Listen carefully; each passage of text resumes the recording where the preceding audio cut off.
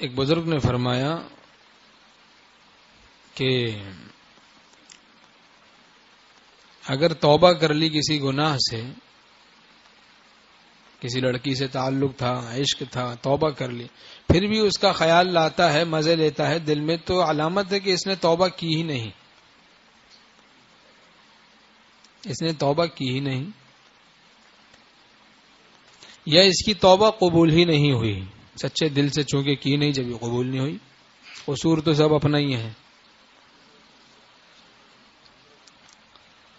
تو ایسے ہی اگر کسی کو معاف کر دیا پھر بھی انتقام کے جذبات کے ساتھ اس کی طرف متوجہ رہتا ہے، باطن میں، تو علامت ہے کہ معاف ہی نہیں کیا، معاف ہی نہیں کیا۔ معاف کرتا تو پھر کیوں خیالات لاتا اس کے، کینے میں کیوں مبتلا ہے، بغض میں کیوں مبتلا ہے؟